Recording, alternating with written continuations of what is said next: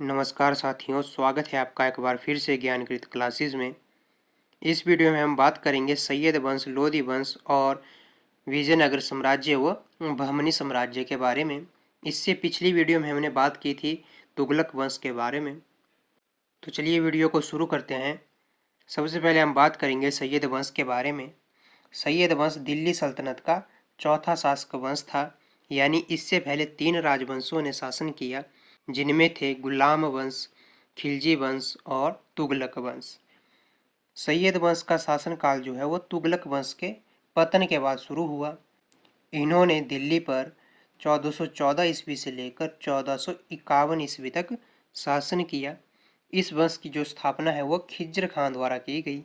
सैयद वंश के जो शासक थे वो खुद को पैगंबर मोहम्मद के वंशज मानते थे। चलिए अब बात करते हैं सैयद वंश के कुछ प्रमुख शासकों के बारे में, जिनमें सबसे पहले हैं खिज्र खान, जिन्होंने सैयद वंश की स्थापना की।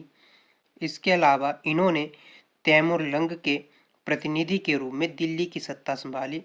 खिज्र खान ने सुल्तान की उपाधि कभी भी धारण नहीं की और तैमूर के अधीन शासन किया, यानी तैमूर ने दिल्ली पर कब्जा किया था और वह वापिस अपने देश लौट गया, लेकिन उसने दिल्ली की गद्दी पर खिज्र खान को बिठा दिया और खिज्र खान ने कभी भी सुल्तान की उपाधि धारण नहीं की।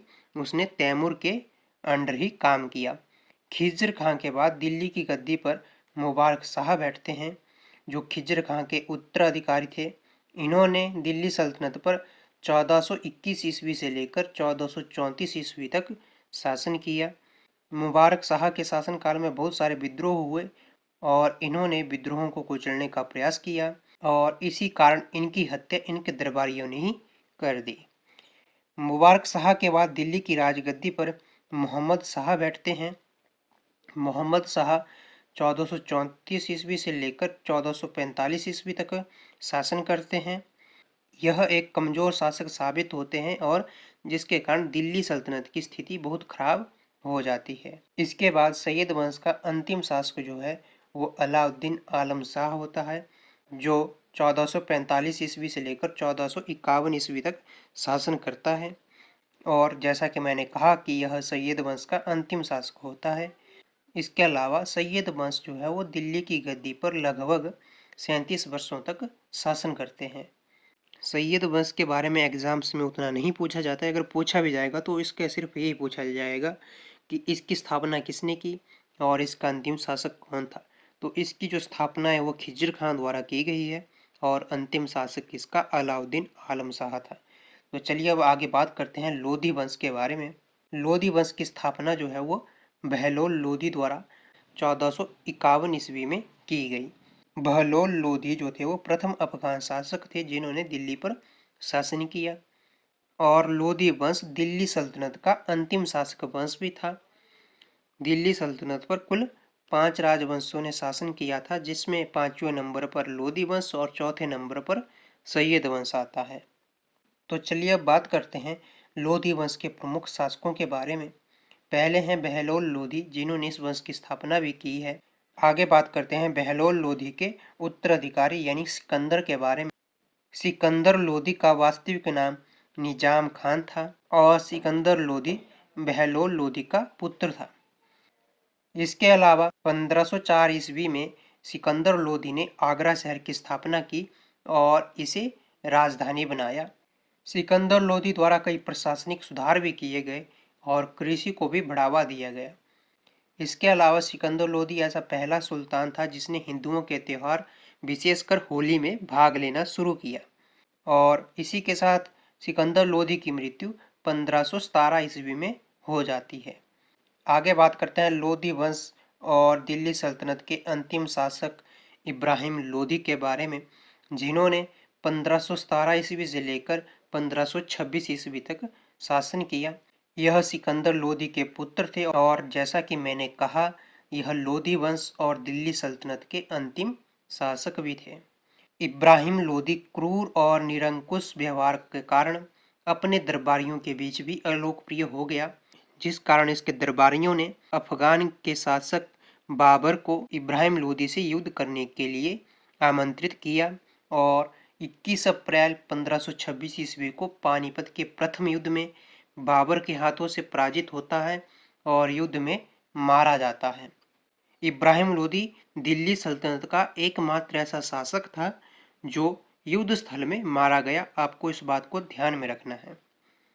इसी के साथ सैयद और लोदी वंश के बारे में इतना ही। अब आगे बात करते हैं विजयनगर और बहमनी साम्राज्य के बारे में। एचपीटेट में इनसे इतना ज़्यादा नहीं पूछा जाता है, लेकिन कभी कभी एक दो क्वेश्चन इस टॉपिक से बन जाते हैं। चलिए अब आगे बात करते हैं विजयनगर साम्राज्य के बारे में। विजयनगर साम्राज्य जो है वो अस्तित्व में 1336 ईस्वी से लेकर 1646 ईस्वी तक रहा। जैसा कि मैंने आपको पिछली वीडियो में भी कहा था कि मोहम्मद बिन तुगलक के समय 1336 ईस्वी में हरिहर और बुक्का नाम को दो भाइयों ने विजयनगर की स्थापना की थी।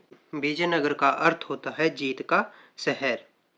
विजयनगर साम्राज्य की राजधानी हम्पी थी, जो वर्तमान कर्नाटक में स्थित है, और विजयनगर साम्राज्य की राजभाषा तेलुगु थी। इसके अलावा विजयनगर साम्राज्य के खंडहर तुंगभद्रा नदी के किनारे स्थित हैं।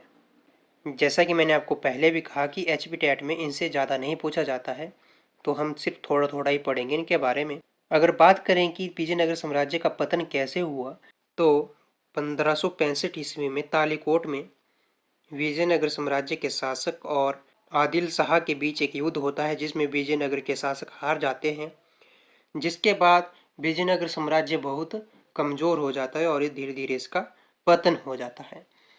तो चलिए अब आगे बात करते हैं बहमनी साम्राज्य के बारे में, जो 1347 ईस्वी से लेकर 1527 ईस्वी तक अस्तित्व में रहा। जैसा कि मैंने आपको अभी कहा कि मोहम्मद बिन तुगलक के समय विजयनगर साम्राज्य की स्थापना हुई, तो वैसे ही 1347 ईस्वी में मोहम्मद बिन तुगलक के समय बहमनी साम्राज्य की स्थापना भी हुई। इसकी स्थापना अलाउद्दीन बहमन शाह यानी हसन गंगू द्वारा की गई।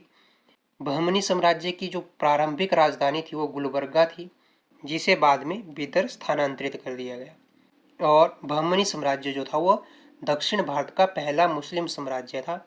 इसके अलावा बहमनी साम्राज्य की जो राजभाषा थी वो मराठी थी। बहमनी साम्राज्य का जो अंतिम शासक होता है कलीम उल्लाह, उसकी मृत्यु के बाद बहमनी साम्राज्य जो है वो 5 स्वतंत्र राज्यों में बट जाता है, जिनमें बीजापुर, अहमदनगर और बरार, इसके अलावा गोलकुंडा और बीदर आते हैं। इनके बारे में हम तब पढ़ेंगे जब हम बहमनी साम्राज्य के बारे में डिटेल में पढ़ेंगे। एचपी टेट में इतना डिटेल में नहीं पूछा जाता है, उसमें सिर्फ बेसिक बातें ही पूछी जाती हैं, लेकिन हमें वो बेसिक बातें भी पता नहीं होती है, जिस कारण हमें लगता है कि ये बहुत ही टफ क्वेश्चन है, लेकिन उसमें सिर्फ बेसिक क्वेश्चन ही होते हैं। तो इसी के साथ इस वीडियो में इतना ही। मिलते हैं अगले वीडियो में। अगले वीडियो में हम बात करेंगे मुगल वंश के बारे में। तो तब तक के लिए पढ़ते रहिए, सीखते रहिए। जय हिंद, जय भारत।